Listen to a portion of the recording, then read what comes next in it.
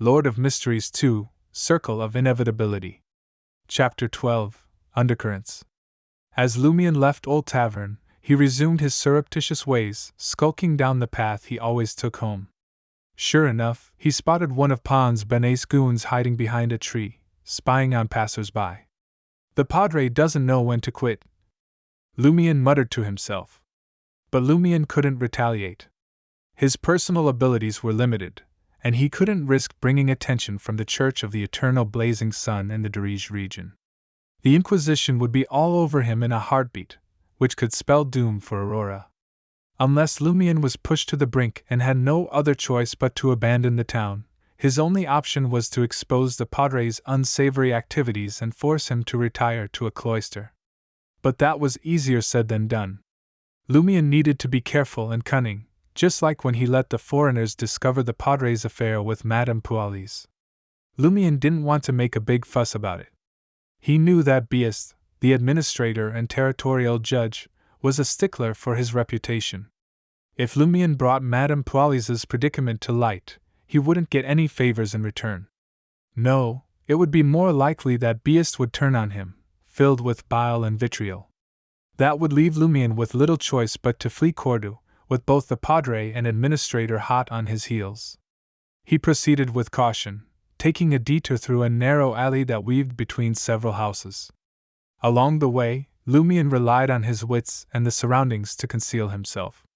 He ducked behind walls, slipped through doors, and took refuge behind trees whenever necessary. As he neared the end of the alley, he heard the sound of voices. "Guillaume, why we waste our time chasing that kid all day? Let's go to Aurora's house tonight and catch him. We have the advantage of numbers, and Aurora's fighting skills ain't enough to stop us. We can even get reinforcements from Z City if needed. Guillaume. The padre is here too." Lumion stopped, retreating into the corner to eavesdrop on their conversation to see what plans the padre had for him. Guillaume Benet's voice was mesmerizing. "Surely you don't think that's the extent of Aurora's capabilities? I wouldn't be surprised if she had supernatural abilities beyond mine." Pons Benet was obviously surprised. "A witch, you say? Guillaume, maybe it's time for you to venture to Dirige and seek out Z Inquisition. If you can catch a true witch, Z Church will undoubtedly grant you a great reward. And with that, you may finally attain Z extraordinary strength you've been yearning for all these years." "Imbecile," Guillaume Benet scolded his brother. "Don't you know what's happening in this village? The Inquisition has noses like hounds. They won't overlook any anomalies. When the time comes, we'll be in hot water. Even if Aurora desires to deal with us, I have other solutions," he said. "We mustn't arouse the Inquisition's attention." "So, what is happening in the village now?" Lumion took this seriously and was curious. Combining his observations of abnormalities, he sensed that something terrible was brewing and developing in the village, like a turbulent undercurrent under the calm sea. To Lumion's dismay, Pons Benet didn't elaborate on the topic. Instead, he focused on something else. "Do you have any way to deal with a witch?" "You don't need to know," the padre, Guillaume Benet, responded in a hushed tone. "Next, we can put aside dealing with Lumion, but we still have to maintain appearances. We can't let anyone suspect my desire for revenge. That will provide the connections the foreigners need and have a negative impact. What you need to do now is to remind each relevant person and scare those yokels who might notice. Don't let them spill the beans in front of those foreigners." "Guillaume, you mean that those foreigners are here to investigate that matter?" Pons Benet appeared fearful and concerned. "Look at you. All brawn, no brains. You're nothing like your brother, a natural-born leader." Lumion mocked Pons Benet inwardly. Despite his disdain for the padre, whom he saw as a crude and greedy stallion rather than a man of the cloth, Lumion couldn't deny that he had a certain rugged charm. His direct, domineering style and clear mind won over the masses in the countryside, making it easy for them to idolize and rely on him. Guillaume Benet sneered. "No need to worry. So long as those foreigners don't find any real evidence, I'll still be the padre of Cordu." Pawns, you need to understand that ruling through fear and intimidation won't lead to peace or prosperity. The church doesn't want a ruined town that can't pay taxes. We need friends and followers to maintain control. By offering them protection, we can gain their support. The church trusts us locals with our relatives, friends, and followers to handle matters here and doesn't bring in outsiders who could make a mess. As long as there's no solid evidence, the higher-ups will continue to believe in me. All right, I'm off to the cathedral. That does sound logical and persuasive, but your wisdom and insight are limited to Dirige. Aurora told me that when the church confronts villages that are overrun with evil gods, they obliterate them entirely and raze the land to the ground. They don't just slay the adults, but even the kids. Lumion found himself almost swayed by Guillaume Benet's words. Luckily, Aurora had warned him about the fearsome reputation of the Church of the Eternal Blazing Sun and the Church of the God of Steam and Machinery. After the Padre departed, Lumion took a different path and made it back home unscathed. Aurora, clad in a pristine apron, bustled about the oven. "What are you up to?" Lumion inquired with curiosity. It was still 2 hours to lunchtime.